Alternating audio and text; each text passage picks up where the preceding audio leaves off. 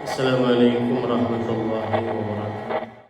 Alhamdulillah, kita bersyukur pada Allah Subhanahu wa taala pada hari ini, hari Rabu malam Kamis, malam yang keempat dari bulan Dzulhijjah 1447 Hijriah, bertepatan dengan tanggal 20 Mei 2026.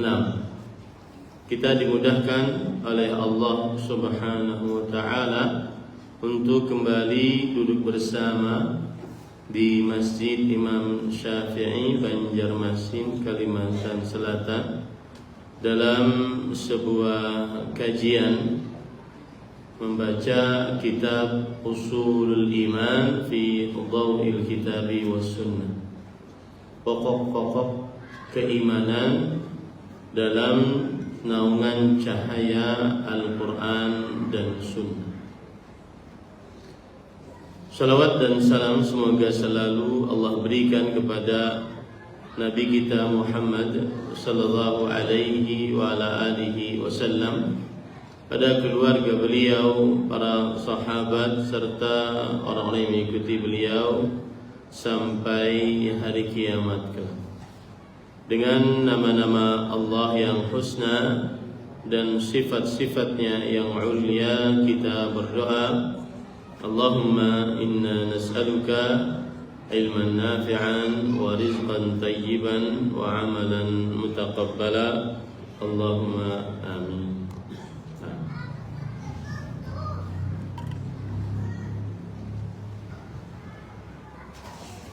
Bismillahirrahmanirrahim. Qala Rasulullah sallallahu ta'ala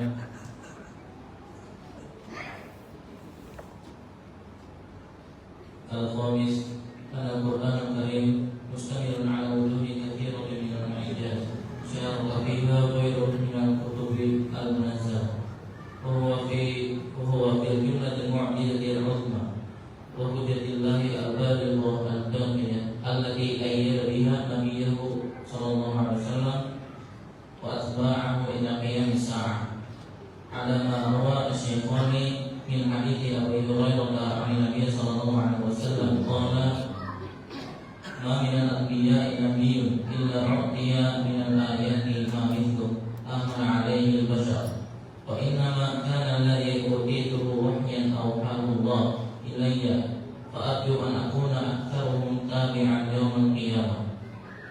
Wa min suwari i'jazil Qur'an husnul ta'lifihi wa fasahatihi wa balaghatihi wa qad waqa'a at-tahaddi lil-insi wal jinn ala an ya'tu bimithlihi aw biba'dihi ala maratib thalathin. Faqad ahdahum Allah ala an ya'tu bimithlihi fa'ajizu wa mastata'u. Qala ta'ala am yaquluna taqawwala bal la yu'minun falya'tu bihadithin mithlihi in kanu shadiqin.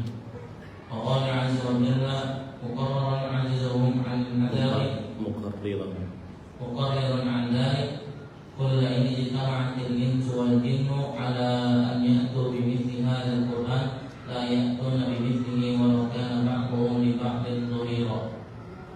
ثم تحداهم أن يأتوا بعشر سور مثله فما قدروا. قال تعالى أم يقولون افتراه قل فأتوا بعشر سور مثله مفتريات ودعوا من استطعتم من دون الله إن كنتم صادقين. ثم تحداهم مرة ثالثة بأن يأتوا بسورة منه فما استطاعوا. قال تعالى أم يقولون افتراه قل فأتوا بسورة مثله ودعوا من استطعتم من دون الله إن كنتم صادقين. فثبت بهذا إعجاز القرآن على أبلغ وجه وآخر لما عجز الخلق عن معارضته بأدنى مراتب التحدي وهو الاتيان بسورة من مثله وأقصر سورة في القرآن 3 آيات. Nah, alhamdulillah, kita pada malam ini melanjutkan kembali pembacaan kitab Ushulul Iman, dan masih di dalam Al-Babus Tsani, bab yang kedua, Baqiyat Arkanil Iman, yang tersisa dari rukun iman. dan masih di dalam Al-Faslu Tsani, Al-Imanu bil Kutubil Munazzalah, beriman kepada kitab-kitab yang diturunkan. Dan pada malam ini kita masih di dalam Al-Mabhatsur Rabi', pembahasan yang keempat, Al-Imanu bil Qur'ani wa khasaisihi, beriman kepada Al-Quran dan kekhususan Al-Quran. Pada hal yang dibacakan tadi, yaitu kekhususan Al-Quran yang kelima, bahwa Al-Quran di dalamnya terdapat mu'jizat, atau lebih tepatnya Al-Quran di dalamnya terdapat penantangan terhadap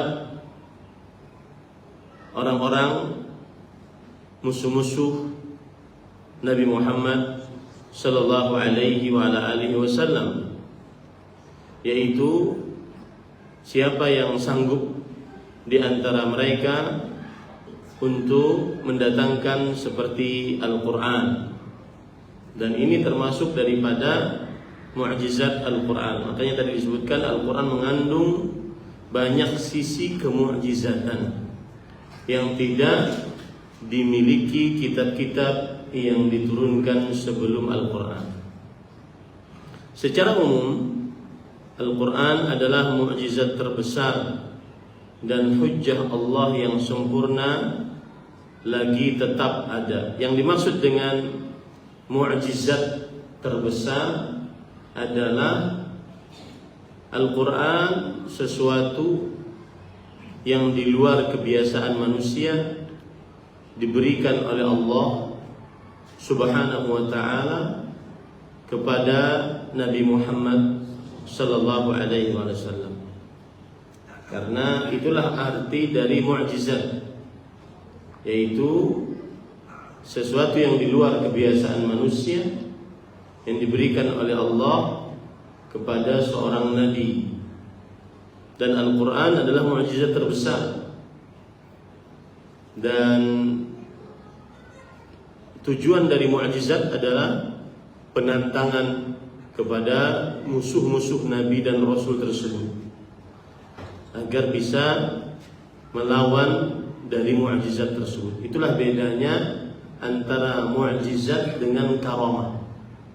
Kalau mukjizat tujuannya adalah menantang musuh-musuh Allah agar bisa melawan mukjizat tersebut. Sedangkan karamah adalah kemuliaan yang Allah Subhanahu wa taala berikan berupa keluar biasaan dari kebiasaan manusia, diberikan kepada hamba-hamba Allah yang saleh. Yang jelas Al-Quran adalah mukjizat terbesar. Kemudian di sini disebutkan dan hujjah Allah yang sempurna lagi tetap. Hujjah maksudnya adalah alasan Allah di hadapan para makhluknya, bahwa nanti di akhirat tidak ada alasan bagi makhluk-makhluk untuk beralasan di hadapan Allah bahwa kami belum tahu, kami belum ada yang memberi peringatan. Nah, ini adalah hujjah dari Allah Subhanahu wa ta'ala. Kemudian juga, dan hujjahnya sempurna lagi tetap adanya. Maksudnya sampai hari kiamat Al-Quran tersebut akan ada, yang dengannya Allah Subhanahu wa ta'ala menguatkan nabinya Muhammad sallallahu alaihi wasallam dan para pengikut beliau hingga hari kiamat. Hal ini berdasarkan hadis yang diriwayatkan oleh Imam Bukhari dan Muslim dari Abu Hurairah radhiyallahu an, bahwa Nabi Muhammad sallallahu alaihi wasallam bersabda, "Ma minal anbiya nabiyyun illa u'tiya minal ayat." Tidak ada seorang nabi pun kecuali diberi tanda-tanda yang dengannya manusia beriman. Ma mithluhu amana alaihi al-bashar. Yaitu tidak ada nabi kecuali diberikan mukjizat, yang dengan mukjizat tersebut akhirnya orang-orang beriman kepada nabi tersebut. Wa inna ma kana alladhi utituhu wahyan awhahu Allah ilayya fa arju an akuna aktsarahum tabi'an yaumil qiyamah. Maka adapun yang diberikan kepadaku hanyalah wahyu. Jadi kalau nabi-nabi lain diberikan mukjizat secara hissi yang bisa dirasakan oleh panca indera, membelah lautan, menghidupkan orang yang sudah mati, menyembuhkan orang yang penyakitan dan seterusnya. Tetapi Nabi Muhammad SAW diberikan wahyu yang Allah Subhanahu wa taala wahyukan kepadaku, kata beliau, yaitu Al-Qur'an. Maka aku berharap menjadi nabi yang paling banyak pengikutnya pada hari kiamat. Dan ini terbukti, harapan ini dikabulkan oleh Allah Subhanahu wa taala, bahwa Nabi Muhammad sallallahu alaihi wasallam aktsaruhum tabi'an yaumil qiyamah, yang paling banyak pengikutnya dari para nabi dan para rasul alaihi wassalatu wassalam.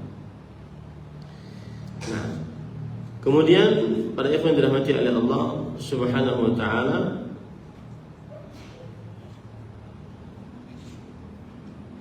di antara bentuk kemu'jizatan Al-Quran adalah keindahan susunannya, kefasihannya, balaghahnya, dan tantangan kepada manusia dan jin untuk mendatangkan yang semisal dengannya. Ini adalah salah satu mu'jizat Al-Quran, bahwa Al-Quran itu bahasanya indah. Bahasanya indah. Seperti dalam surat Maryam yang diakhiri kebanyakan ayatnya dengan ya. Dzikru rahmati rabbika 'abdahu Zakaria idz nada rabbahu nidaan khafiyya. Ya, diakhiri seluruhnya dengan itu susah untuk orang membuatnya atau mendatangkannya. Keindahan susunannya, kefasihannya. Makanya salah satu hal yang bisa dipelajari dari bahasa adalah mempelajari Al-Quran, karena Al-Quran sumber bahasa Arab. Dan balaghahnya yaitu keindahan tata letak bahasa yang menunjukkan keindahan bahasa Arab tersebut. Kemudian juga tantangan dari Allah kepada manusia dan jin untuk mendatangkan yang semisal dengan Al-Quran. Dan ini tidak ada di dalam buku atau kitab-kitab lainnya. Allah berfirman di dalam Al-Quran surat Al-Isra ayat 88, "Qul la in ijtama'atil insu wal jinnu ala an ya'tu bimithli hadzal Qur'an la ya'tuna bimithlihi walau kana ba'dhuhum li ba'din dhahira." Katakanlah wahai Muhammad sallallahu alaihi wasallam, jika berkumpul manusia dan jin untuk mendatangkan semisal dengan Al-Quran ini, maka mereka tidak akan bisa mendatangkan yang semisal dengannya, walaupun sebagian mereka dengan sebagian yang lain saling tolong menolong.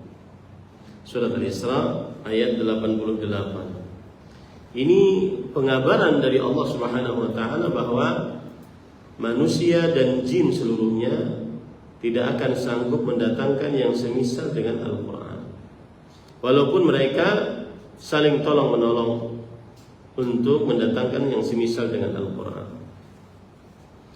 Begitu juga di dalam surat Al-Baqarah ayat 23, "Wa in kuntum fi raibin mimma nazzalna 'ala 'abdina fa'tu bisurah min mithli wad'u syuhada'akum min dunillah in kuntum shadiqin." Yang artinya, jika kalian dalam keraguan terhadap apa yang kami turunkan kepada hamba kami, yaitu Nabi Muhammad sallallahu alaihi wasallam, yaitu Al-Quran, maka datangkanlah sebuah surat yang semisal dengannya. Kalau tadi satu Quran, sekarang sebuah surat yang semisal dengannya. Dan ajak penolong-penolong kalian selain Allah jika kalian benar-benar merasa benar. Ini juga tantangan dari Allah Subhanahu wa ta'ala bahwa mereka agar mendatangkan satu surat yang semisal dengan Al-Quran. Makanya penulis mengatakan di sini Al-Quran menantang manusia dan jin untuk mendatangkan yang semisal dengannya, atau sebagian darinya melalui 3 tingkatan. Allah menantang mereka untuk mendatangkan yang semisal dengan Al-Quran yang saya sebutkan tadi ayatnya, namun mereka lemah dan tidak mampu. Allah Subhanahu wa ta'ala berfirman juga dalam surah At-Tur ayat 33-34. Am yaquluna taqawwala bal la yu'minun. Apakah mereka mengatakan dia, yaitu Allah, telah mengadakan-adakannya, atau dia di sini kembali kepada Nabi Muhammad SAW, bahwa Al-Quran itu diada-adakan saja oleh Nabi Muhammad SAW. Bal la yu'minun. Sebenarnya mereka tidak beriman. Falyatu bihaditsin mithli in kanu sadiqin. Maka hendaklah mereka mendatangkan perkataan yang semisal dengannya jika mereka orang-orang yang benar. Perkataan maksudnya satu kata yang semisal dengannya dengan orang-orang yang benar. Ini tantangan pertama. Bukan satu ayat ya, tapi satu kata di dalam ayat. Ayat itu kan beberapa kata. Satu kata dalam ayat. Kemudian disebutkan dalam kitab juga Allah menetapkan ketidakmampuan mereka untuk melakukan hal itu, walau satu kata. Kemudian Allah berfirman sebagaimana yang sudah saya sebutkan dari surat Al-Isra ayat 88. Ini juga mereka tidak bisa mendatangkan satu Quran. Kemudian Allah menantang mereka agar mendatangkan 10 surat di 10 surat. Setelah tidak bisa satu kata, lalu ditantang dengan satu Quran, lalu ditantang dengan 10 surat. Dengan 10 surat yang semisal dengannya. Namun mereka juga tidak sanggup.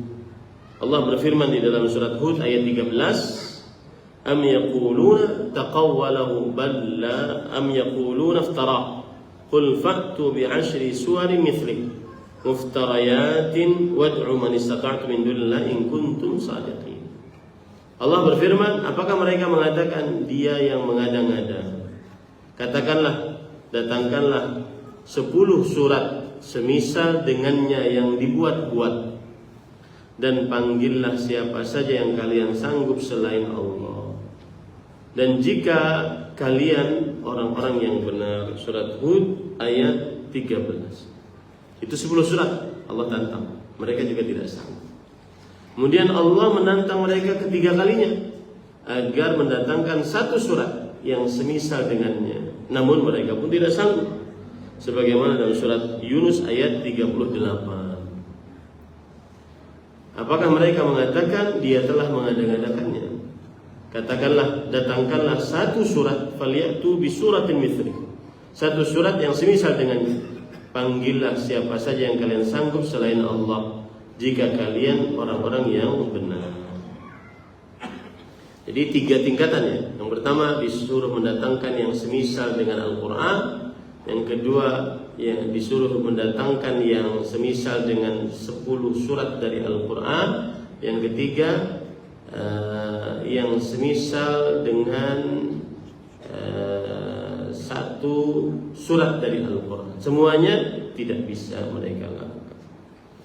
Taib. Kemudian para ikhwan yang dirahmati oleh Allah Subhanahu wa taala, penulis mengatakan dengan ini terbuktilah kemu'jizatan Al-Quran dengan bentuk yang paling jelas dan paling kuat. Sebab seluruh makhluk tidak dapat menandinginya, bahkan pada tingkatan tantangan yang paling rendah sekalipun, yaitu mendatangkan satu surat saja yang semisal dengannya.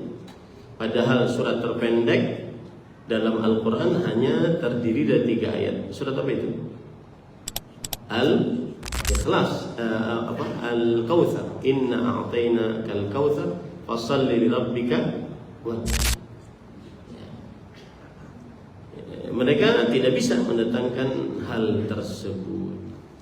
Nah, maka para ikhwah, tantangan ini menunjukkan bahwa Al-Quran bukan dari kalamul bashar, bukan dari ucapan manusia, tetapi dia adalah kalamu Rabbil Alamin. Dia adalah perkataan Rabb Allah alam semesta.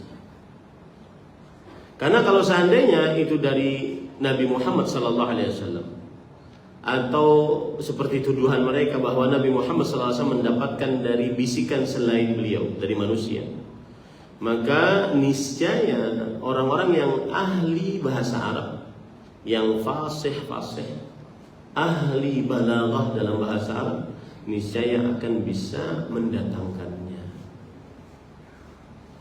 Apalagi mereka di zaman mereka yang paling kuat adalah bahasanya.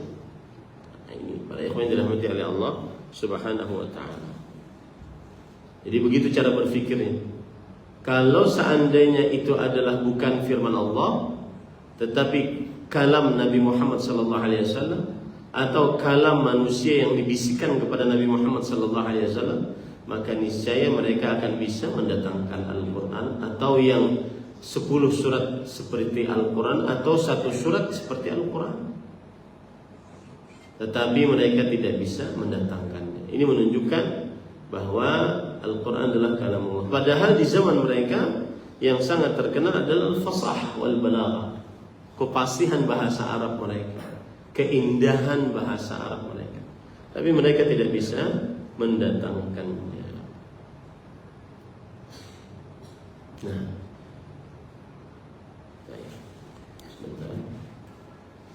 jadi itu tadi adalah kekhususan dan keistimewaan yang dimiliki oleh Al-Quran. Kekhususan dan keistimewaan yang dimiliki oleh Al-Quran.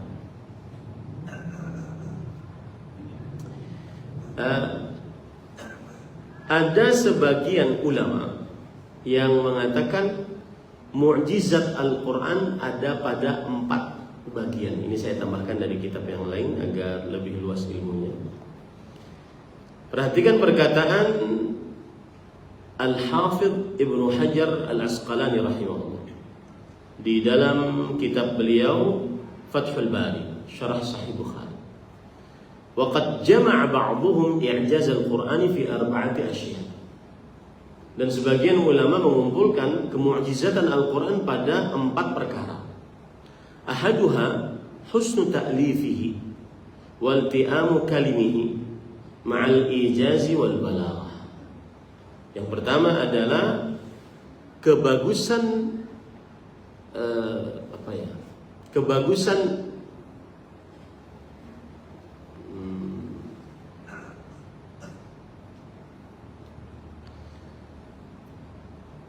sambungan kata-katanya. Kebagusan sambungan kata-katanya disertai dengan ringkas dan indah. Ini yang pertama. Kebagusan susunan, bukan sambungan, susunan kata-katanya disertai dengan keringkasan dan keindahan kata-kata. Ini yang pertama. Thaniha suratu siyaqihi wa uslubihi al-mukhalifu li asalibi ahli al-lughah min al-arab nadman wa nathran hatta harat fihi uquluhum wa lam yahtadu ila al-ityan bi shay'in mithlihi ma'a tawaffuri dawa'ihim ala tahsili dhalik wa taqri'ihi lahum ala al-ajzi anhu. Yang artinya gambaran gambaran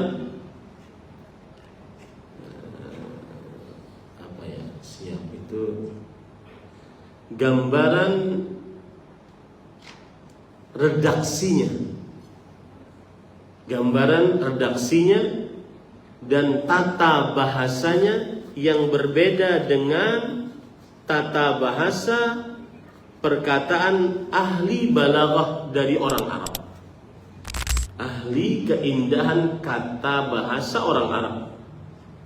Sampai-sampai mereka orang-orang Arab bingung dengan perkataan dari Nabi Muhammad sallallahu alaihi atau dengan Al-Qur'an ini. Ya, dengan Al-Qur'an ini. Itu yang kedua, bahwasanya bentuk susunan dan gaya bahasanya berbeda dari gaya-gaya ucapan orang Arab yang ahli balaghah, ahli bahasa Arab dan keindahan bahasa Arab, baik dalam bentuk syair ataupun dalam bentuk prosa, sehingga akal-akal para ahli bahasa tersebut merasa heran dan bingung terhadap Al-Quran. Mereka tidak mampu menemukan cara untuk mendatangkan sesuai yang semisal dengannya. Padahal dorongan mereka untuk melakukan hal itu sangat besar. Dan Al-Quran terus menantang dan terus mencela mereka atas ketidakmampuan mereka tersebut.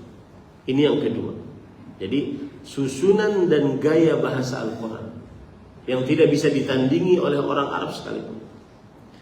Kemudian yang ketiga adalah mashtamala alaihi min al-ikhbar amma madha min ahwalil umamis salifah wasyara'i'id dathirah mimma kana la ya'lamu minhu ba'dahu illa an-nadiru min ahlil kitab.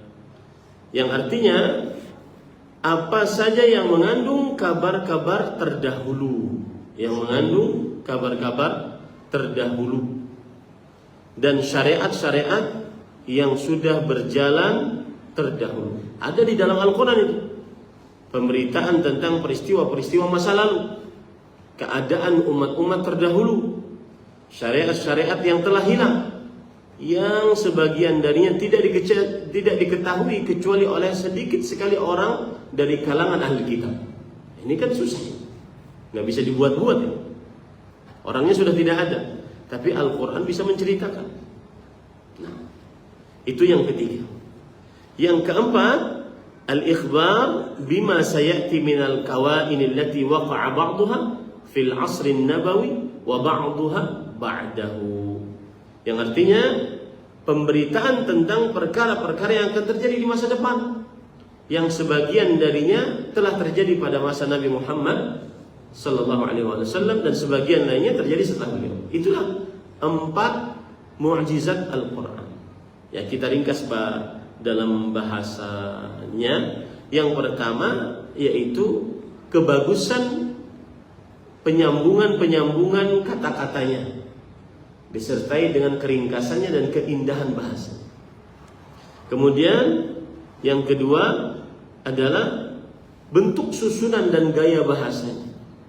Tidak bisa disamai oleh orang Arab yang paling fasih sekali. Kemudian yang ketiga, kandungan Al-Quran yang berupa peristiwa-peristiwa yang telah lalu. Padahal pada saat itu sangat sedikit sekali yang masih hidup dari kalangan ahlul kitab yang mengetahui cerita-cerita tersebut. Itu mukjizat Al-Quran.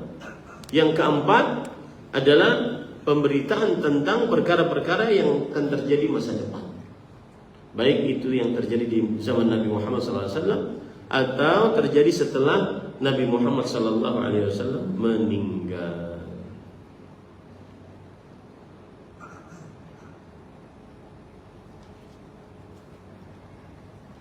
Nah, itu adalah mukjizat dari mukjizat Al-Quran. Baik. Tafadhal.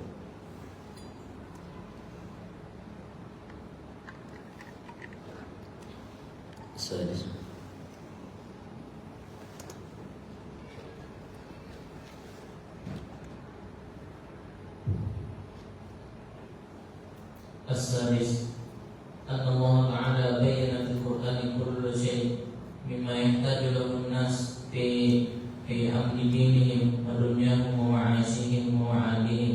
قال تعالى: ونزلنا عليك الكتاب تبيانا لكل شيء وهدى ورحمة وبشرى للمسلمين. وقال تعالى: ما فرطنا في الكتاب من شيء. قال ابن مسعود radhiyallahu anhu, "Unzila fi hadzal Qur'an kullu 'ilmin wa kullu syai'in qad buyyina lana fil Qur'an."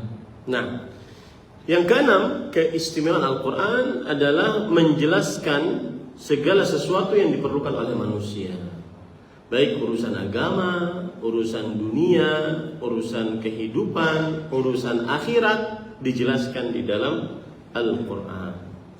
Kemudian penulis membawakan dalil surat An-Nahl ayat 89, "Wa nazzalna 'alaikal kitaba tibyanan likulli syai' wa hudan wa rahmatan wa busyra lil muslimin."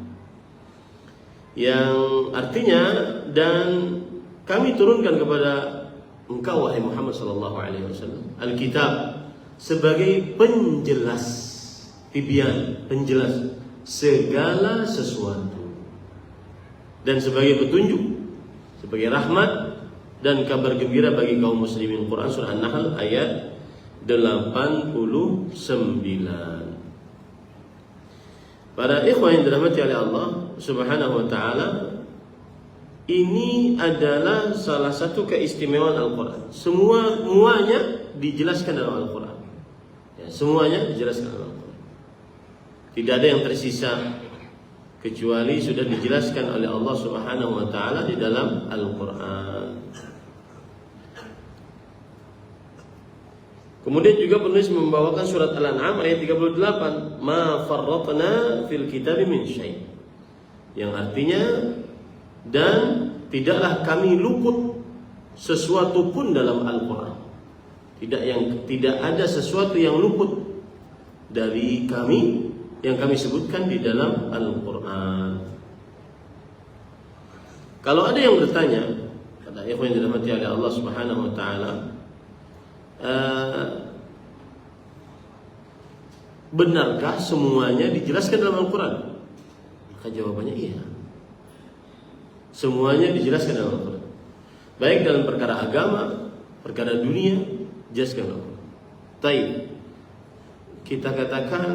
Kita tanya, mana penjelasan tentang tata cara sholat? Mana penjelasan tentang berhaji? Mana penjelasan tentang menyembelih? Maka jawabannya para ikhwan adalah Allah berfirman dalam surat Al-Hasyr ayat 7, "Wa ma ataakumur rasul fakhudhuhu wa ma nahakum anhu fantahu." Apa saja yang dibawa kepada kalian oleh Rasulullah SAW, ambillah. Dan apa saja yang dilarang oleh Rasulullah SAW atas kalian, maka jauhilah. Ini menunjukkan bahwasanya dalam Al-Quran disebutkan segala sesuatu yang berkaitan dengan agama. Baik, kalau ada lagi yang bertanya,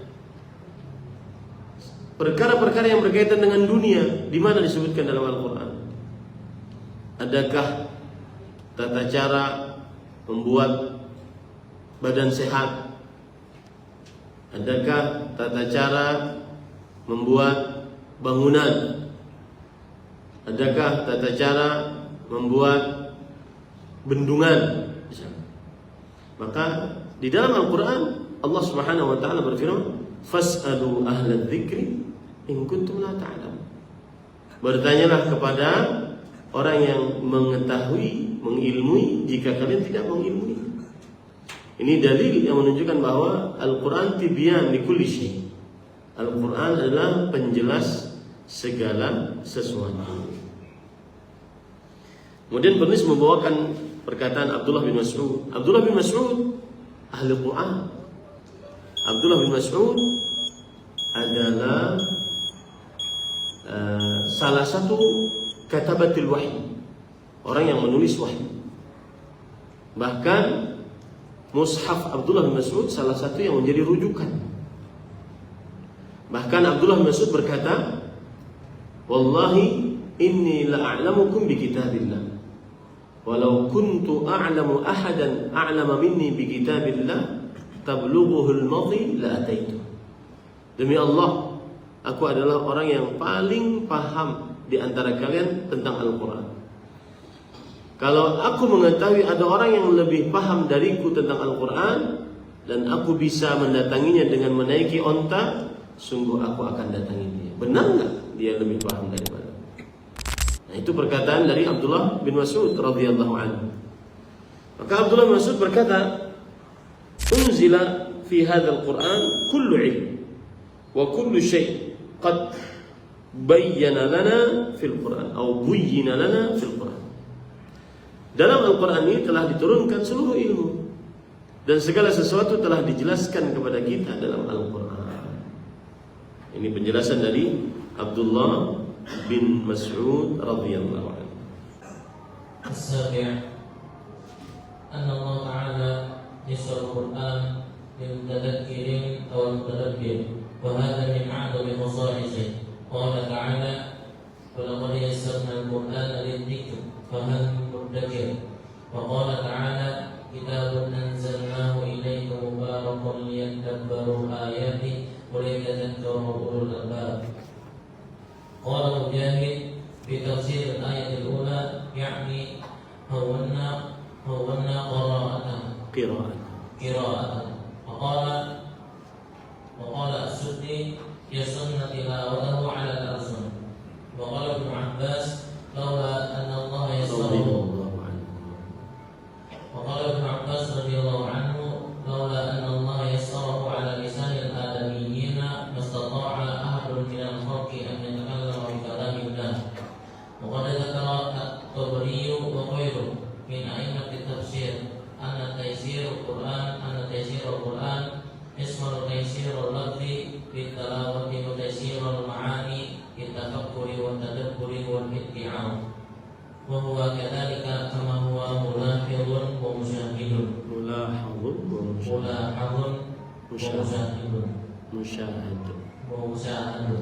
Taib, yang ketujuh adalah Allah telah memudahkan Al-Quran untuk orang yang mau mengambil pelajaran dan mentadabburinya. Dan ini termasuk kekhususan terbesar Al-Quran. Allah memudahkan orang untuk menghafal Al-Quran, mempelajari Al-Quran, mentadabburi Al-Quran. Dalil yang menunjukkan akan hal ini adalah surat Al-Qamar ayat 17. Walaqad yassarna al-Qur'ana lidzikri fahal min muddakir. Sungguh kami telah mudahkan Al-Quran untuk diingat dan diambil pelajaran, maka adakah orang yang mau mengambil pelajaran? Ayat ini menarik para ikhwan. Saya akan sampaikan beberapa poinnya. Yang pertama, tafsiran dari ayat ini dari para ulama, bahwa Allah Subhanahu wa taala berfirman, walaqad yassarna al-Qur'ana lidzikri fahal min muddakir. Ayat ini Allah Subhanahu wa taala ulangi 4 kali dalam Al-Quran, menunjukkan penekanan dari Allah bahwa Allah akan memudahkan orang-orang untuk menghafal Quran, karena diulangi 4 kali dalam Al-Quran. Surat Al-Qamar ayat 17, 22, 32 dan 40. Walaqad yassarna al-Qur'an lidzikri fahal min muddakir. Ini penekanan dari Allah bahwa Al-Quran mudah untuk dihafal, untuk dipelajari. Kemudian yang kedua, ayat ini Allah Subhanahu wa taala awali dengan sumpah, walaqad, sungguh.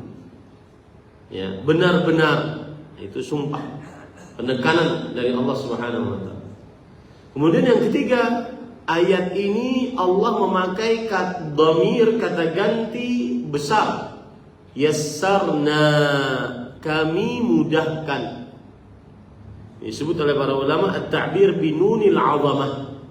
Ungkapan dengan nun keagungan. Kami mudahkan. Kami menunjukkan kepada Allah. Kami mudahkan. Ini semua menunjukkan bahwa penekanan dari Allah bagi siapa yang ingin menghafal Al-Quran, mentadabburinya, maka Allah akan mudahkan dia.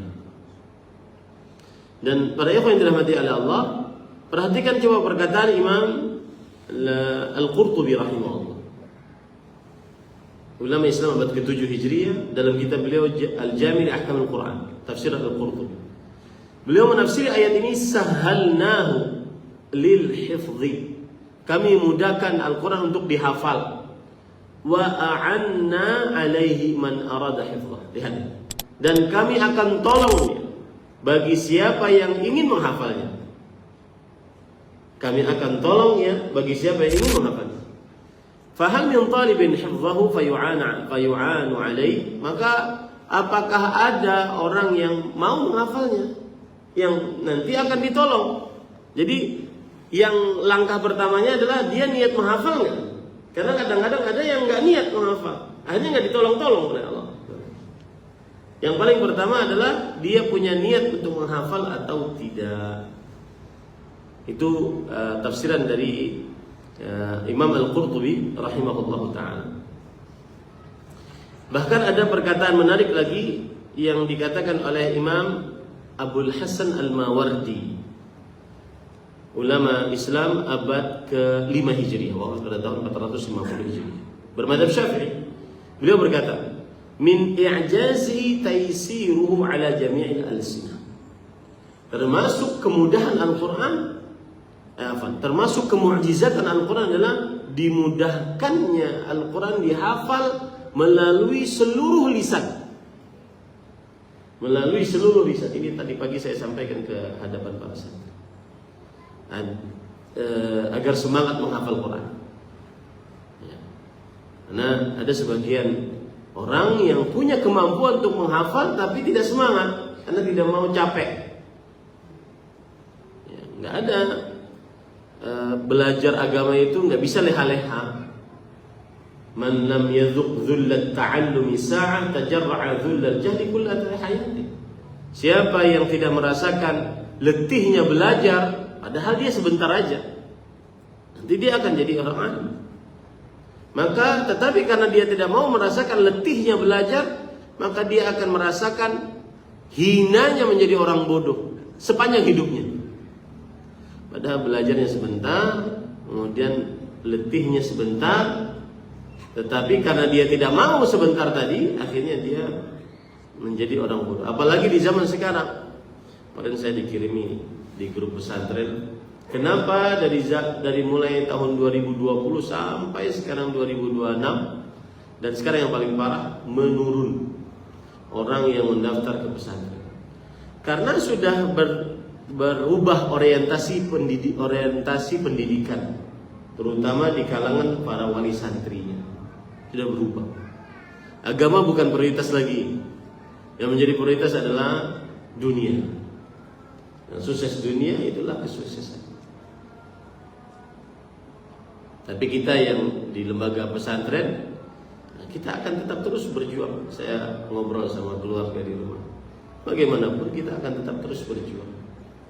Itu yang sudah terbukti. Yang pesantren ratusan tahun, pesantren hampir lebih dari setengah abad, mereka tetap saja.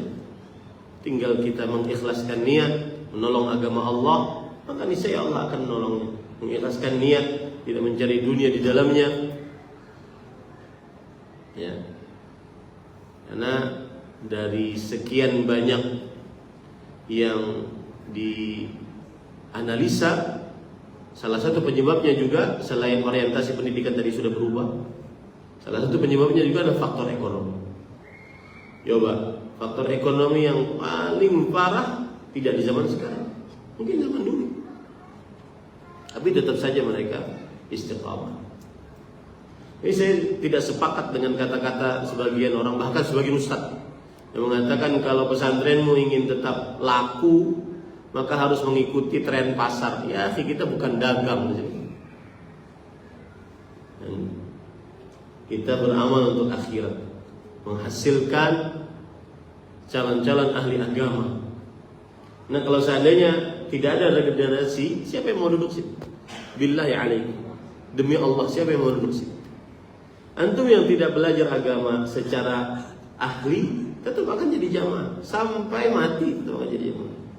Yang akan duduk di sini adalah ahli-ahli ilmu agama, yang belajar agama dari mulai kecil, yang belajar agama duduk bersimpuh dengan ustaznya dari mulai kecil, bukan belajar ilmu agama dari short, dari reels, video-video pendek, dari AI, enggak. belajar ilmu agama dari kecil, bersimpuh di hadapan para ulama. Itu yang akan menjadi ahli ilmu agama. Ya, nah kita tetap akan istiqamah bagaimanapun keadaan, menolong agama Allah. Dan kita yakin sekali, perbaiki niat, intan surullah, perbaiki niat ini menolong agama Allah, yang suruh Allah akan menolongkan. Ini semua, hampir semua, bukan hanya pesantren dan semua pesantren satu Indonesia dari mulai tahun 2020 sampai sekarang 2026.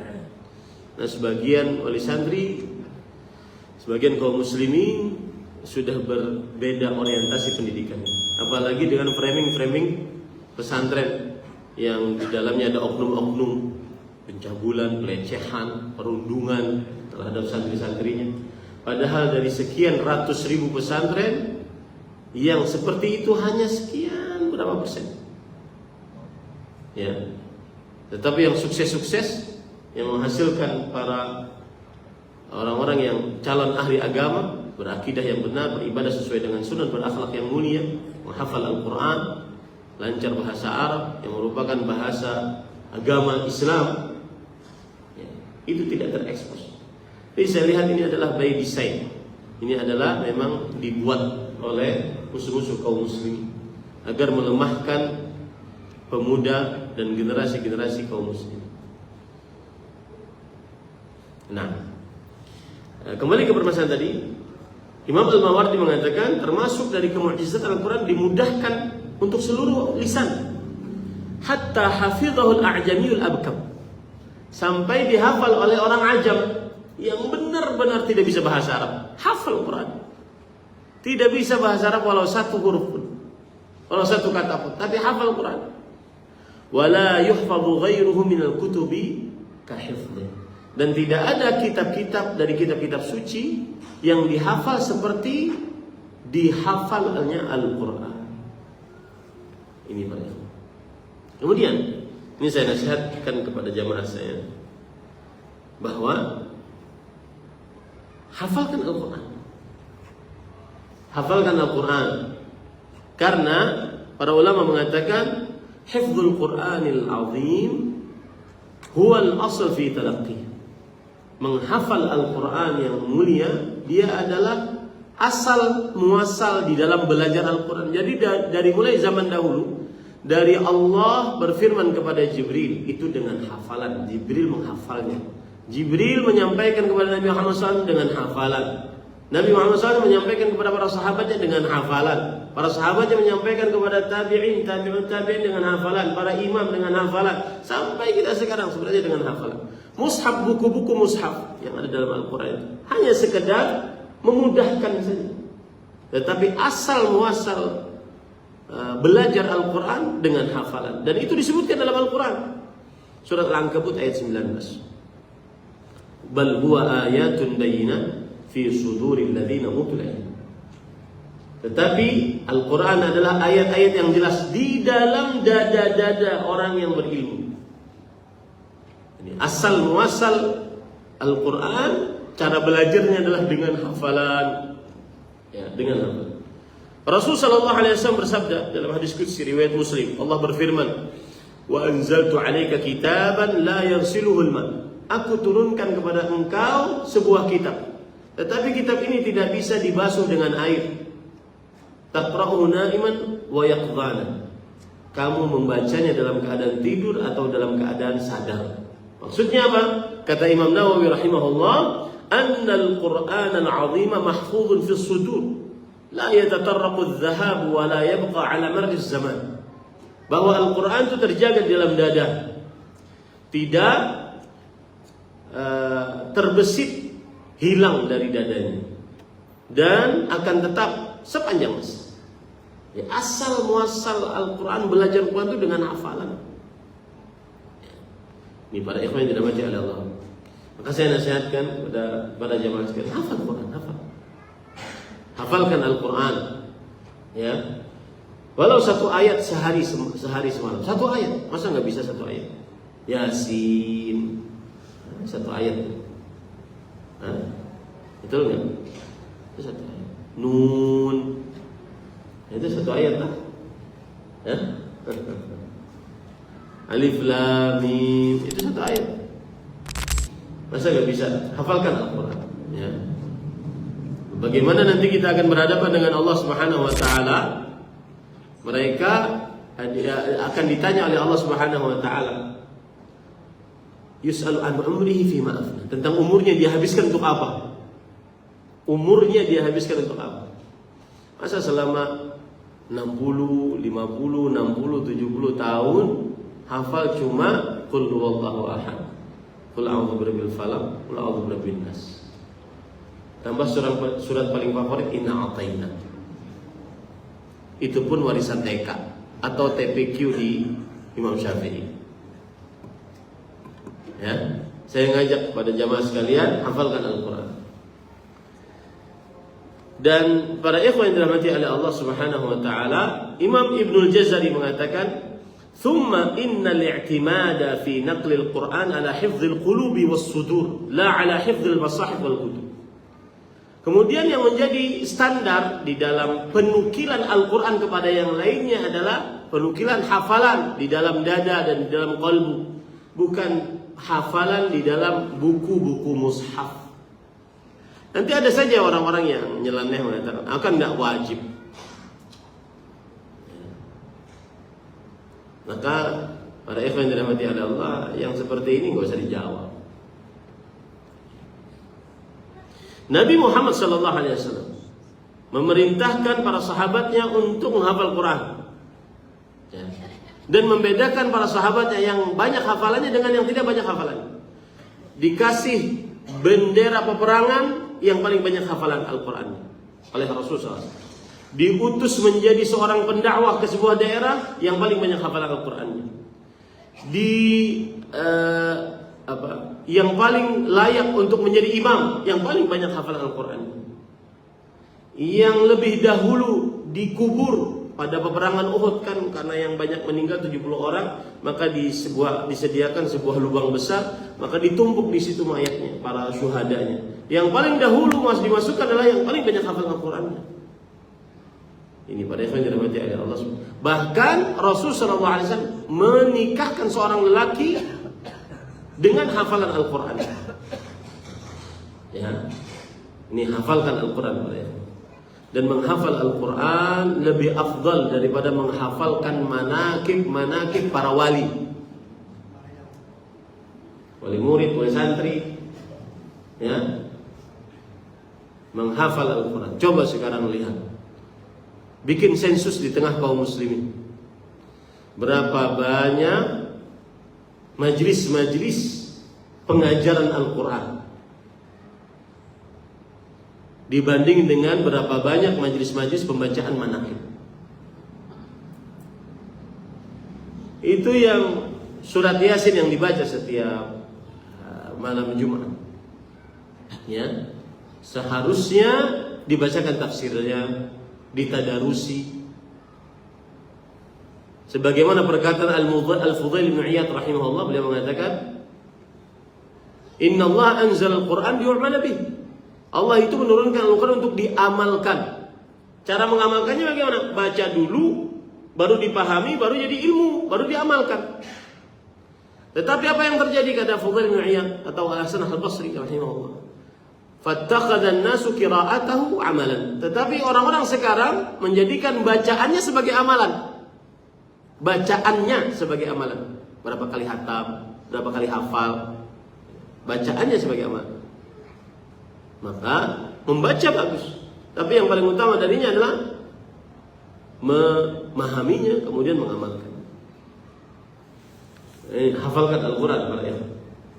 Jangan-jangan Al-Quran tersebut salah satu pemberi syafaat yang paling besar di hadapan Allah Subhanahu wa taala untuk kita. Iqra'ul Quran fa innahu ya'ti yaumil qiyamah syafi'an li ashabihi. Bacalah Al-Quran, sesungguhnya nanti dia akan datang pada hari kiamat sebagai pemberi syafaat. Memberi syafaat. Ya. Hafalkan Al-Quran. Yang sudah tua, yang masih muda, masih anak-anak apalagi, hafalkan Al-Quran. Ya, hafalkan Al-Quran. Nah. Baik. Ini menarik untuk hafalan Al-Quran. dan dimudahkan sebagaimana yang disebutkan di sini oleh penulis perkataan-perkataan para ulama, di antaranya Imam Mujahid rahimahullah, bahwasanya Al-Quran itu dimudahkan oleh Allah Subhanahu wa taala. Beliau mengatakan, yakni hawanna qira'at. Kami mudahkan untuk membacanya. Kami mudahkan untuk membacanya. Kemudian juga perkataan As-Suddi. As-Suddi seorang tabi'i. Yassarna tilawatahu ala Rasul. Kami mudahkan membacanya atas seluruh lisan. Oh, lisan Arab, lisan Ajam, lisan yang tidak bisa bahasa Arab sama sekali bisa baca Quran. Bahkan kadang-kadang sebagian yang bukan Arab bacaannya lebih fasih daripada sebagian orang yang bisa bahasa Arab. Kemudian ada perkataan Abdullah bin Abbas mengatakan, seandainya Allah tidak memudahkan atas lisan manusia membaca Al-Quran, niscaya tidak ada seorang pun dari makhluk yang mampu berbicara dengan firman Allah. Karena ini kalam Allah yang agung. Tapi karena Allah mudahkan, akhirnya manusia bisa membacanya. Ya, yang dirahmati oleh Allah Subhanahu wa ta'ala. Nah, al-thamin. الثاني أن القرآن تضمن خلاصة معاني الكتب السابقة وأصول شرائع الرسول. قال تعالى: وأنزلنا إليك الكتاب بالحق مصدقا لما بين يديه من الكتاب ومهيمنا عليه. وقال تعالى: شرع لكم من الدين ما وصى به نوحا والذي أوحينا إليك وما وصينا به إبراهيم وموسى وعيسى أن أقيموا الدين ولا تتفرقوا فيه. Baik, sedikit saya ingin bertahadduts bin ni'mah, menceritakan nikmat. Di pesantren Tan Ilmu, alhamdulillah, salah satu program yang sangat diperhatikan adalah hafal Quran. Dari mulai semenjak berdirinya ada sekitar 4 santri. Padahal kita bukan pesantren tahfidz, tetapi 4 santri yang bisa membaca Al-Quran dengan hafalan 30 juz. Dari mulai pagi pada subuh sampai dia besok pada subuh. 24 jam, 30 juz Al-Quran. Itu sudah setiap angkatan, ini angkatan yang ketiga. Setiap angkatan ada 2, ada 1. Ini termasuk daripada hal yang kita patut syukuri. Ternyata masih ada pemuda-pemuda yang Allah Subhanahu wa taala berikan, dan itu min abnail balad, dan itu termasuk orang Banua. Bukan orang Jawa, bukan orang Arab, bukan orang Banua. Yang memang tujuan pendirian kita adalah berkontribusi untuk meningkatkan pelajaran agama di tengah anak-anak yang berada di Kalimantan Selatan secara khusus. Nah, kemudian yang ke-8 adalah bahwa di dalam Al-Quran mengandung intisari ajaran kitab-kitab sebelumnya dan pokok-pokok syariat para Rasul alaihi wassalatu wassalam. Penulis membawakan surah Al-Maidah ayat 48 yang artinya, dan kami telah menurunkan kepadamu, yaitu Nabi Muhammad SAW, Alkitab, yaitu Al-Quran, dengan membawa kebenaran dan membenarkan kitab-kitab sebelumnya. Jadi Al-Quran itu membenarkan kitab-kitab sebelumnya dan menjadi hakim serta penjaga atasnya. Menjadi hakim maksudnya adalah yang tidak sesuai maka ditinggalkan. Ya, menjadi hakim maksudnya adalah yang tidak sesuai dengan Al-Quran maka wajib ditinggalkan, dan penjaga atasnya. Kemudian juga penulis membawakan surat Asy-Syura ayat 13. Dialah Allah yang telah mensyariatkan bagi kalian agama yang telah Dia wasiatkan kepada Nuh dan apa yang telah kami wahyukan kepada engkau wahai Muhammad SAW, serta apa yang telah kami wasiatkan kepada Ibrahim, Musa, Isa, yaitu tegakkanlah agama dan janganlah kalian berpecah belah di dalamnya. Maksudnya adalah apa? Bahwa seluruh kitab-kitab suci termasuk Al-Quran ajarannya sama. Salah satu ajaran yang sama dalam kitab-kitab suci termasuk Al-Quran adalah beribadah hanya kepada Allah Subhanahu wa taala. Nah, terusnya ada. التاسع أن القرآن مشتمل على أخبار الرسل والأمم الماضية وتفصيل ذلك بشكل لم يسبق إليه كتاب قبله. قال تعالى: وكلا نقص عليك من أنباء الرسل ما نثبت به فؤادك. وقال تعالى: ذلك من أنباء القرى نقصه عليك منها قائم وحصيد. وقال تعالى: كذلك نقص عليك من أنباء ما قد سبق وقد آتيناك من لدنا ذكرا. Nah, kemudian termasuk daripada keistimewaan Al-Quran adalah bahwa Al-Quran berisi berita-berita para rasul dan umat-umat terdahulu dengan penjelasan yang tidak pernah didahului oleh kitab sebelumnya. Dan ini sudah kita sebutkan dari bahwa itu adalah termasuk daripada mukjizat Al-Quran. Karena bagaimana bisa Al-Quran membicarakan tentang kisah-kisah sebelumnya, kemudian kisah-kisah yang terjadi di zaman turunnya Al-Quran, yaitu zaman Nabi Muhammad SAW. Kemudian kisah-kisah yang akan datang, itu hari kiamat. Nah, ini termasuk daripada keistimewaan Al-Quran, bahwa Al-Quran menceritakan kisah-kisah sebelumnya. Penulis membawakan dalil surat Hud ayat 120. Dan semua kisah dari berita para rasul kami ceritakan kepada engkau, dengannya kami teguhkan hati engkau. Kemudian juga surat Hud ayat 100, itulah sebagian berita negeri-negeri yang kami ceritakan kepada engkau. Di antaranya ada yang masih berdiri dan ada pula yang telah musnah. Ini semua adalah menunjukkan bahwa di dalam Al-Quran terdapat cerita-cerita, kisah-kisah umat-umat terdahulu. Dan ini keistimewaan Al-Quran. Dan tidak ada kitab-kitab sebelum Al-Quran yang menceritakan seperti ini. Nah, asyaran al-akhir. Ma'asyad Al-Quran wa akhir kutubullahi nuzulan wa khatimuha wa syahidu alaiha. Qala ta'ala: nazzala 'alaika al-kitaba bil haqqi musaddiqan lima bayna yadayhi wa anzala at-taurata wal injil min qablu hudan lin-nasi wa anzala al-furqan. Wa qala ta'ala: wa anzalna ilaika al-kitaba bil haqqi musaddiqan lima bayna yadayhi min al-kitabi wa muhaiminan 'alayhi. فهذه بعض خصائص القرآن الكريم على سائر الكتب الأخرى مما لا يتحقق الإيمان به إلا باعتقادها وتحقيقها علما وعملا والله تعالى أعلم. Baik, termasuk daripada keistimewaan Al-Quran adalah Al-Quran kitab suci yang paling terakhir. Al-Quran kitab suci yang paling terakhir, penutup kitab-kitab suci dan menjadi saksi atas kitab-kitab suci sebelumnya. Apa yang dimaksud menjadi saksi atas kitab-kitab suci sebelumnya? Maksudnya adalah apa yang benar ada dalam Al-Quran. Apabila ada kitab-kitab suci sebelumnya yang sesuai dengan Al-Quran, itulah yang benar. Berarti jika ada di dalam kitab-kitab suci sebelumnya yang menyimpang, yang tidak sesuai dengan Al-Quran, maka itu keliru. Yang benar adalah dalam Al-Quran. Itu yang disebut dengan saksi. Al-Quran adalah sebagai saksi apa yang benar yang ada dalam Al-Quran. Kitab yang ada dalam kitab-kitab suci yang semisal dengan Al-Quran ataupun yang sama ada apa yang ada dalam Al-Quran, itu benar.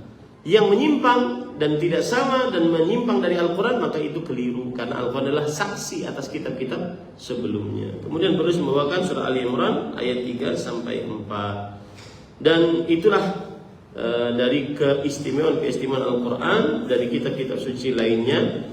Alhamdulillah alladzi bi ni'matihi tatimmus shalihat. Dengan ini selesai kita pasal yang kedua, yaitu al-iman bil kutub al-munazzalah, beriman kepada kitab-kitab yang diturunkan oleh Allah Subhanahu wa taala. Insyaallah taala pada pertemuan yang akan datang kita bahas pasal yang ketiga, al-iman bir rusul, beriman kepada para rasul alaihi wassalatu wassalam. Nah,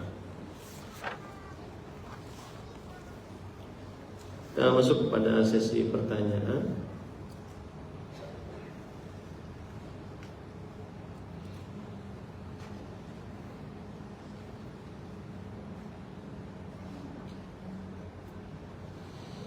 Baik.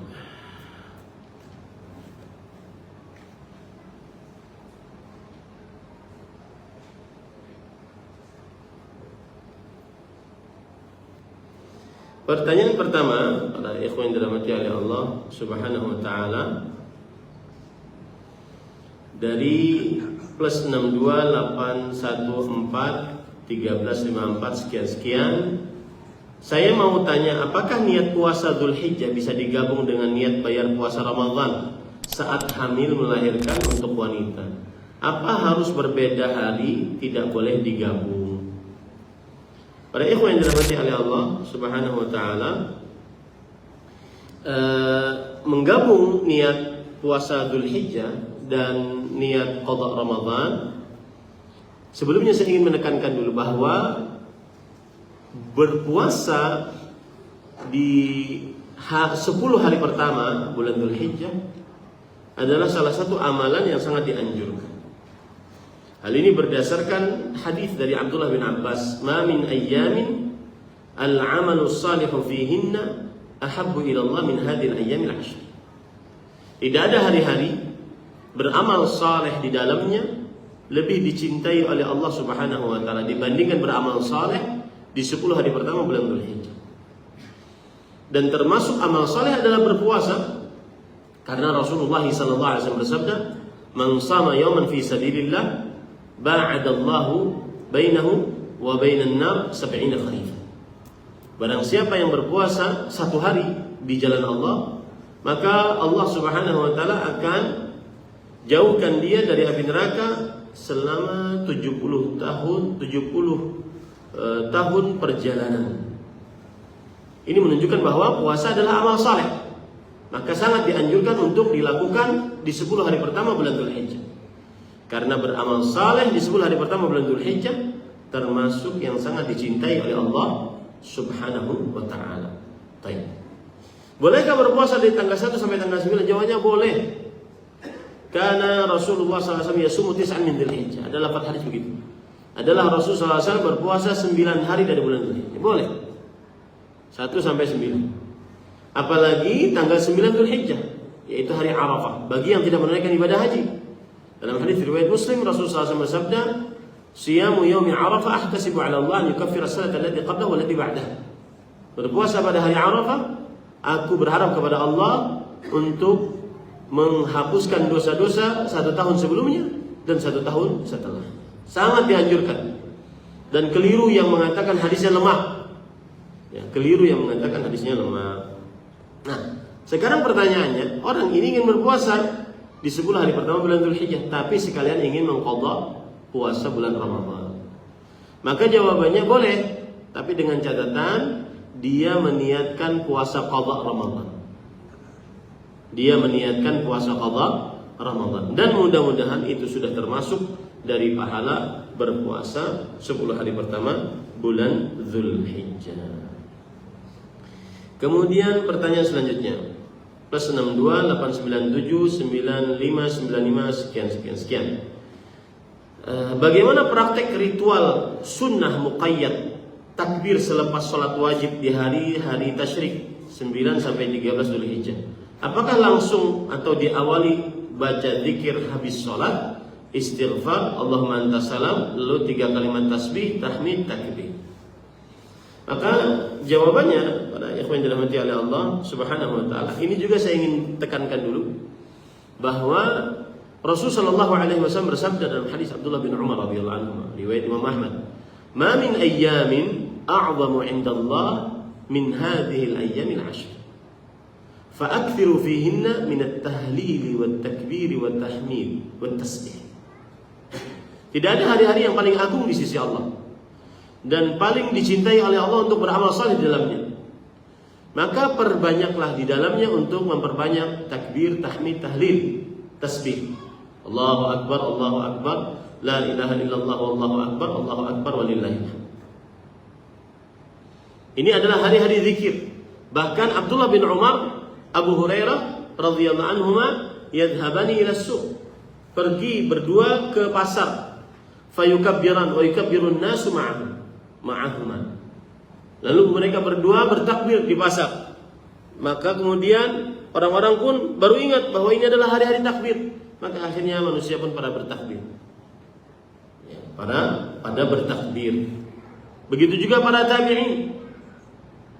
Mereka bertakbir pada 10 hari pertama bulan Dzulhijjah dan memperbanyak takbir, tahmid, tahlil, tasbih di 10 hari pertama bulan Dzulhijjah untuk saat sekarang ini termasuk sunnah mahjurah.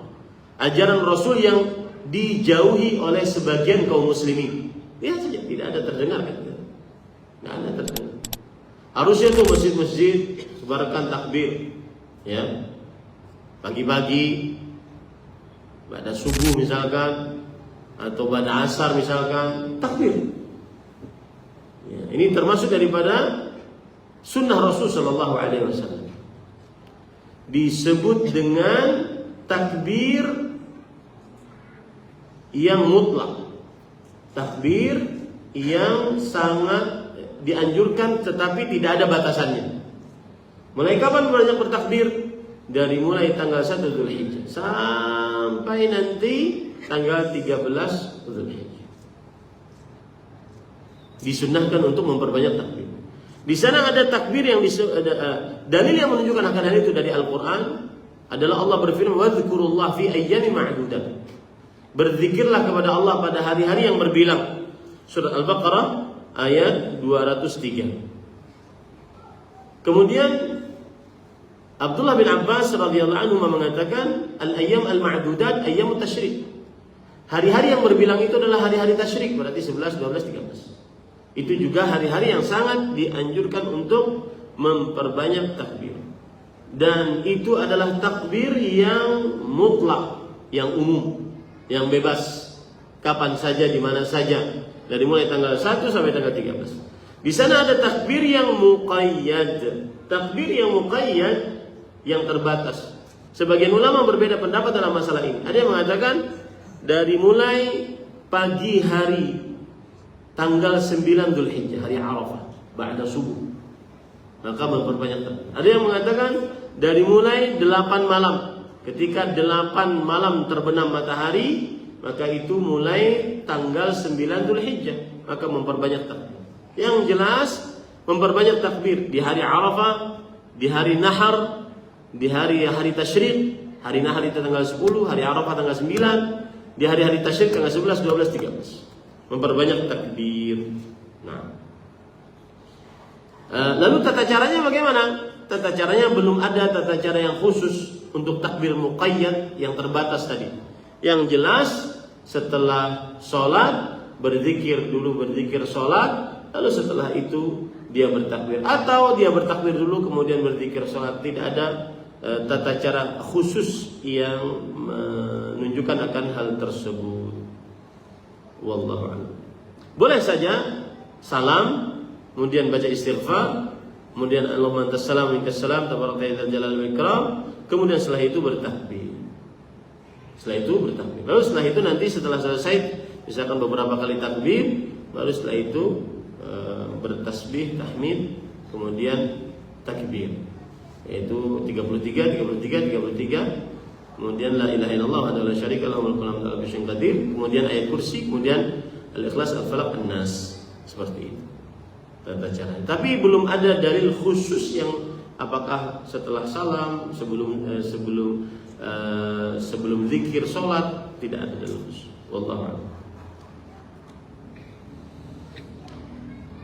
Pertanyaan dari @m.rayyan akhda.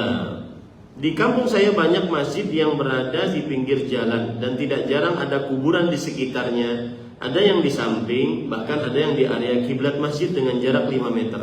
Ada yang berpagar dan ada yang tidak. Kalaupun ada masjid yang bebas dari kuburan jaraknya 20 km dan itu terlalu jauh bagi saya kalaupun ingin sholat 5 waktu di sana. Jawabannya pada ikhwan, Rasul sallallahu alaihi wasallam bersabda, "La tusallu ilal kubur." Janganlah kalian salat menghadap kuburan. Rasul sallallahu alaihi wasallam juga bersabda, "La'natullah 'alal yahud wan nasara ittakhadhu qubur anbiya'ihim masajid." Allah melaknat kaum Yahudi dan Nasrani yang menjadikan kuburan nabi-nabi mereka dan orang-orang saleh mereka sebagai masjid. Hadis-hadis ini menunjukkan bahwasanya tidak boleh salat di dalam masjid yang ada kuburannya. Baik itu kuburan yang dibangun di atasnya masjid atau masjid yang dimasukkan ke dalamnya kuburan, dua-duanya tidak diperbolehkan. Baik itu kuburannya di dalam ruangan masjid atau di samping kanan, samping kiri, depan, belakang, di halaman masjid, tetapi masih di dalam pagar masjid, itu juga tidak diperbolehkan untuk sholat di masjid itu. Untuk sholat di masjid tersebut berdasarkan hadis-hadis yang sudah saya sebutkan. Bahkan saya lebih condong kepada pendapat ulama bahwa sholat di dalam masjid-masjid tersebut adalah batilah. Ya, adalah batilah. Ya, tidak sah, harus diulang sholatnya. Ya. Sebagian ulama mengatakan tidak, sholatnya tetap sah, cuma dia mengerjakan sesuatu yang diharamkan, yaitu sholat di dalam masjid yang ada kuburannya. Karena kaidah mengatakan an-nahyu yadullu 'ala at-tahrim wa at-tahrim yadullu 'ala al-fasad. Larangan menunjukkan kepada keharaman, keharaman jika dikerjakan menunjukkan kepada kerusakan, kebatilan. Diharamkan atau dilarang untuk sholat yang ada di dalam kuburan, maka ini menunjukkan kepada keharaman. Keharaman jika dikerjakan menunjukkan kepada kebatilan. Tidak sah sholatnya di situ dan harus diulang. Ini pendapat sebagian dan saya lebih condong kepada itu pendapat tersebut. Ada sebagian ulama yang mengatakan sholatnya tetap sah, tetapi dia berdosa sholat di masjid yang ada kuburannya. Taib. Kemudian para ikhwan, bagaimana agar sholatnya tetap sah? Maka jawabannya adalah antara tanah kuburan dengan tanah masjid dipagari. Jadi ada dua pagar. Ini yang paling selamat. Saya beri contoh ini, masjid Imam Syafi'i di samping sana ada kuburan. Maka harus dipagari. Dan juga masjid Imam Syafi'i harus dipagari. Jadi dua, pagar untuk kuburan dan pagar untuk masjid. Taib. Kalau ada yang bertanya, Ustaz, Masjid Nabawi sekarang seperti itu, maka jawabannya dahulu tidak seperti itu. Dahulu tidak seperti itu. Di zaman Nabi tidak ada kuburan di dalam masjid. Di zaman Abu Bakar tidak ada kuburan dalam masjid. Di zaman Umar radhiyallahu anhu tidak ada kuburan dalam masjid. Ya. Di zaman Utsman tidak ada kuburan dalam masjid. Di zaman Ali bin Abi Thalib tidak ada kuburan di dalam masjid. Di zaman seluruh sahabat Nabi tidak ada kuburan dalam masjid. Lalu kuburan Nabi kapan masuknya ke dalam masjid? Masuknya kuburan Nabi di zaman kekhalifahan Abdul Malik bin Marwan kalau tidak salah. Yang gubernurnya adalah Umar bin Abdul Aziz. Tahun 88 Hijriah. Jadi sekitar 70-an tahun setelah Nabi meninggal, baru kuburan Nabi dimasukkan ke dalam masjid. Maka itu tidak bisa dijadikan sebagai sandaran. Dan saat itu seluruh sahabat Nabi sudah meninggal. Artinya apa? Kalau seandainya ada seorang saja yang sahabat Nabi yang masih hidup pada saat itu, niscaya dilarang untuk memasukkan kuburan Nabi ke dalam perluasan masjid. Saya beri contoh ya. Kiblat di Masjid Nabawi itu menghadap mana? Saya bilang tahu. Selatan, utara, barat, timur. Searching. Searching. Kiblat Masjid Nabawi menghadap kemana? Searching Mas Syarif. Saya tahu, saya ingin mengungkapkan. Nah, selatan. Anggap ini selatan. Berarti di sana apa? Utara. Di sana apa? Barat. Sana apa? Timur. Oke. Di sana adalah kuburan Baqi Al-Gharqad. Baik. Di sini adalah selatan. Di sana adalah utara. Seluruh yang saya sebutkan dari mulai Khulafaur Rasyidin, Abu Bakar, Umar, Utsman, Ali, terutama Umar. Karena di zaman Abu Bakar As-Siddiq radhiyallahu anhu tidak ada perluasan. Abu Bakar As-Siddiq beliau sibuk memerangi orang-orang murtadin, orang-orang yang murtad sepeninggalnya Rasul sallallahu alaihi wasallam. Maka tidak ada perluasan, tidak ada peperangan untuk penaklukan daerah, nggak ada. Yang terjadi di zaman Umar bin Khattab, penaklukan sampai ke Spanyol, Cordoba. Kemudian juga di zaman Utsman bin Affan. Maka terjadilah perluasan. Sepertinya saya punya gambarnya, biar antum tidak bingung. Kita di zaman canggih.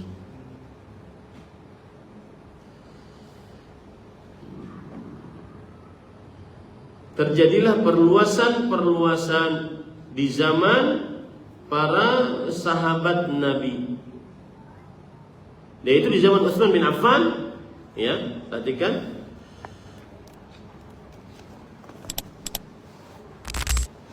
Yang hijau adalah Masjid Nabawi. Yang hijau adalah Masjid Nabawi di zaman Nabi Muhammad SAW. Yang hijau muda adalah di zaman Nabi Muhammad SAW. Perhatikan ini ya. Ini kiblatnya ke sini. Ini selatan. Ya. Yang hijau adalah apa? Masjid Nabawi awal 35 kali 30 meter. 35 kali 30 meter. Kemudian yang hijau muda, ini zaman Nabi Muhammad SAW, beliau melakukan perluasan tahun ke-7 Hijriah, sebelum beliau meninggal. Tahun ke-7 Hijriah. Perluasannya lihat, tidak ke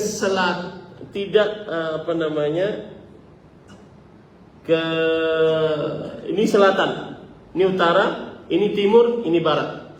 Semuanya tidak ada perluasan di utara. Ya, di timur, tidak ada perluasan di timur. Semuanya selatan, utara, dan barat saja perluasannya. Coba antum lihat. Ini yang coklat ya. Yang coklat itu perluasan di zaman Umar bin Khattab tahun ke-17 Hijriah. Ini. Kemudian yang merah muda ya. Saya agak buta warna kali. Yang jelas di bawahnya itu perluasan Utsman bin Affan tahun ke-29 Hijriah. Lihat, tidak. Kenapa? Karena Nabi Muhammad SAW meninggal di sini. Abu Bakar meninggal di sini. Umar radhiyallahu anhu dikubur di sini. Tidak ada perluasan ke timur. Nggak ada perluasan ke timur. Semua perluasan imma di selatan, di barat, atau di utara. Karena di sini ada kuburan. Lalu lihat yang biru. Yang biru adalah perluasan Al-Walid bin Abdul Malik. Ini yang saya katakan tadi. Tahun berapa? 88 Hijriah sampai 91. Perluasannya tahun 8, yang biru. Baru dimasukkan kuburan Nabi Muhammad SAW. Jadi bohong kalau seandainya ada yang mengatakan bahwa kuburan Nabi dari mulai dahulu. Iya, dari mulai dahulu sebelum ente lahir, iya. Ya, tapi di zaman para sahabat tidak pernah ada kuburan masuk masjid. Tidak pernah ada persatuan antara kuburan dan masjid dalam Islam selamanya sampai hari kiamat. Dengar itu baik-baik. Maka hati-hati yang menjadikan kuburan sebagai masjid, membangun kuburan bermewah-mewah, bahkan kadang-kadang AC-nya lebih dingin daripada masjid. Bagaimana nanti menjawab di hadapan Allah Subhanahu wa taala? Hadis Rasul sallallahu alaihi wasallam, "La'natullah 'alal yahud wan nasara ittakhadhu qubur anbiya'i masajid." Allah melaknat kaum Yahudi dan Nasrani yang menjadikan kuburan nabi-nabi mereka sebagai masjid. Kita ini sering sekali dituduh antek-antek Yahudi, padahal kita melarang untuk pekerjaan yang dikerjakan oleh kaum Yahudi, menggabungkan antara masjid dan kuburan. Tidak ada dalam Islam. Antara masjid dan kuburan tidak tergabung di dalam agama Islam sama sekali. Di zaman Nabi tidak, di zaman Abu Bakar, Umar, Utsman, di zaman kekhalifahan setelahnya tidak ada. Adanya tahun ke-88 Hijriah. Itu seluruh sahabat di kota Madinah saat itu sudah meninggal. Tidak ada yang hidup walau satu pun. Ya. Ini para ikhwan yang dirahmati oleh Allah Subhanahu wa taala. Jadi, ini Masjid Nabawi awalnya, kemudian yang hijau muda tahun ke-7 Hijriah, kemudian yang coklat agak kuning-kuningan ini adalah tahun ke-17 Hijriah, semuanya ke selatan, ke barat, dan ke utara. Tidak ada ke timur, karena di timur ada kuburan Nabi Muhammad SAW, ada kuburan Abu Bakar. Kemudian di zaman Utsman bin Affan tahun ke-29 Hijriah ada kuburan juga di selatan perluasannya, kemudian di barat, kemudian di mana? Di utara. Tidak ada ke timur, tidak ada. Karena di situ ada 3 kuburan. Kuburan Nabi Muhammad SAW, Abu Bakar, Umar radhiyallahu anhuma. Paham ya? Pada ikhwan yang dirahmati oleh Allah Subhanahu. Bahkan kalau antum lihat kuburan Nabi Muhammad SAW,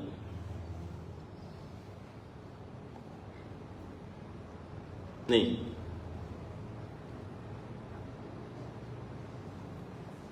perhatikan. Ini adalah kuburan Nabi Muhammad SAW. Yang tadi di timur. Ini kuburan Nabi pertama, kuburan Abu Bakar, kuburan Umar. Kemudian ditutupi seperti ini. Kemudian setelah itu ditutupi begini. Kenapa ini begini? Ada moncongnya di depan. Kiblatnya di sini ya, selatan. Karena agar tidak langsung menghadap. Agar tidak langsung menghadap. Karena Rasulullah SAW bersabda, la tusallu ilal kubur. Jangan sholat menghadap kuburan. Ya, tidak langsung menghadap. Karena bagaimanapun, dari mulai dahulu, antum kalau baca sejarahnya, dari mulai dahulu orang-orang tuh suka sholatnya di samping sini. Padahal masjidnya di sini. Masjidnya tuh di samping barat, ke barat gitu. Ya. Tapi orang suka di sini, maka akhirnya pemerintah dan para ulama membuat yang seperti ini, membuat seperti ini, agar tidak ada lagi yang duduk-duduk sini. Paham? Ini para ikhwan yang dirahmati oleh Allah Subhanahu wa taala. Kemudian ini semua tertutup, tidak ada satu jendela pun. Jadi bohong kalau seandainya ada yang pernah bertemu dengan Rasulullah SAW. Kecuali kalau seandainya melalui ilmu hakikat yang sudah karam, nah itu lain hal tuh. Terserah aja sih pakai sahabat. Ya. Ini para ikhwan yang dirahmati oleh Allah Subhanahu wa taala.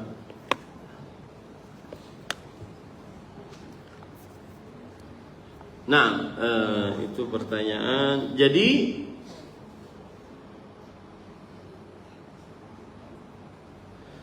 kalau begitu bagaimana aja solusinya? Solusinya adalah masjid-masjid yang ada dinasihati agar tidak memasukkan kuburan ke dalam masjid atau membangun kuburan di atasnya masjid. Jangan, para ikhwan. Dan ingat para ikhwan, salah satu ada buku judulnya Wasiat-wasiat Rasulullah SAW 100 hari sebelum beliau meninggal. Ini buku sering saya jadikan kajian. Kenapa? Karena itu berarti hal-hal yang sangat penting disebutkan oleh Rasulullah SAW sebelum meninggal. Salah satu wasiatnya adalah tidak membangun kuburan, tidak membangun masjid di atas kuburan. 5 hari sebelum Rasulullah SAW wafat. Hadis Anas bin Malik, hadis Ummu Salamah, hadis Ali bin Abi Thalib. 5 hari. Ada yang mengatakan 3 hari dalam hadis-hadis tersebut. Nah, hadis-hadisnya sahih semua, riwayat Bukhari Muslim. Bukan dongeng Wahabi, bukan. Ya, hadis-hadis sahih semua. Dan tujuannya apa para ikhwan? Tujuannya adalah agar murni ibadah, agar tidak beribadah kepada selain Allah, agar tidak ada perkataan kalau lagi berziarah kubur, qasadnakum, ji'nakum, talabnakum, tughithuna, tu'inuna. Kami datang kepada kalian, wahai penghuni kubur. Kami bermaksud kepada kalian, tolonglah kami, berikan pertolongan yang sempit dalam keadaan sempit kepada kami. Agar tidak ada itu tujuannya. Dan itu sudah dipahami oleh para sahabat Nabi. Di antaranya orang dalam Rasulullah SAW yang paling dekat dengan Rasulullah SAW, yaitu Aisyah radhiyallahu anha wa ardhaha.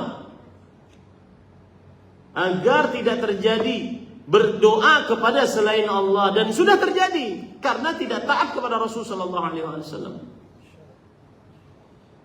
Ini pada ikhwan yang dirahmati oleh Allah Subhanahu wa taala. Maka jangan karena ada sebagian kadang-kadang misalkan nih, masjid ini saya yang berwakaf misalkan. Kemudian saya berwasiat, nanti kalau seandainya saya mati kuburkan di samping masjid ya. Maka jangan pada ikhwan. Jangan disatukan kuburan dengan masjid. Tidak ada dalam syariat Islam, nggak ada. Tidak ada di dalam syariat Islam penyatuan kuburan dengan masjid. Saya ulangi, tidak ada dalam syariat Islam penyatuan kuburan dengan masjid. Nggak ada. Ya. Nah, kemudian para ikhwan yang dirahmati oleh Allah Subhanahu wa taala, selanjutnya jadi solusinya ya apa tadi? Masjid yang ada 20 kilo. Biar bangun masjid berarti. Atau masjid-masjid yang ada kuburannya diberi pagar. Saya pernah diundang, kemudian saya sudah terima undangannya, kemudian ada yang beritahu, Ustaz, jangan di situ Ustaz, ada kuburannya. Benar, mana fotonya? Iya, ternyata ada pagar, kemudian ada masjid, bangunan masjid. Nah, di halaman itu Saya bilang saya enggak ke situ. Masjid yang ada kuburan. Jangan, para ikhwan yang dirahmati oleh Allah Subhanahu wa taala.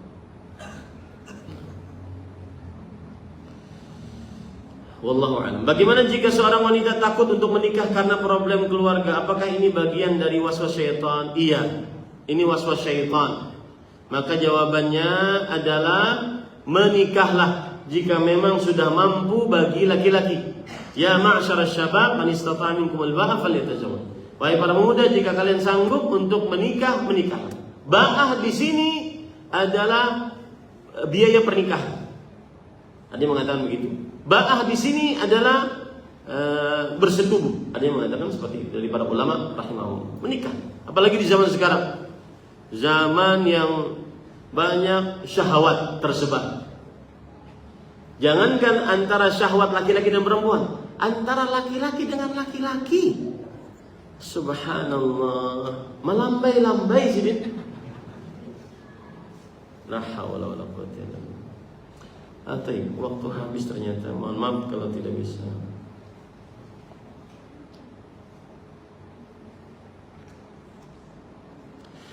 Terakhirlah, bagaimana hukumnya jika suami istri berciuman bermesraan tidak sampai berjima saat masa iddah talak 1? Apakah itu termasuk kategori rujuk apa tidak? Jawabannya terserah suami. Karena kalau seandainya masih masa iddah dan itu talak 1 atau talak 2 tapi masa iddah, artinya itu adalah talak rujuk, maka berarti terserah suami. Istri harus menerima itu. Paham nggak? Harus menerima itu, paham nggak? Misalkan nih, ada si fulan laki-laki, suami istrinya fulana, kemudian ditalak oleh si fulan. Kamu saya talak 1, masa iddah selama 3 kali haid. Kemudian selama masa iddah itu sang suami mengatakan saya rujuk kamu. Maka itu hak suami. Itu hak suami. Sang istri tidak boleh menolak. Kalau ingin menolak maka dia ajukan gugatan cerai. Kalau seandainya pantas untuk digugat cerai. Paham ini Pak ikhwan? Itu hak suami untuk merujuknya. Wallahu a'lam. Karena kenapa? Karena jika dia masih dalam masa iddah dan talak 1 rujuk atau talak 2 rujuk, maka itu berarti masih dalam kuasa suami sang istri tersebut. Masih dalam kuasa suami. Makanya sang istri tidak boleh dia berkomunikasi dengan laki-laki yang bukan mahramnya, membuka lapangan untuk bisa diterima atau bisa menerima lamaran laki-laki yang bukan mahram. Wallahu a'lam. Ini yang bisa disampaikan. Sallallahu nabiyana Muhammad walhamdulillahirabbil alamin. Wassalamualaikum warahmatullahi wabarakatuh.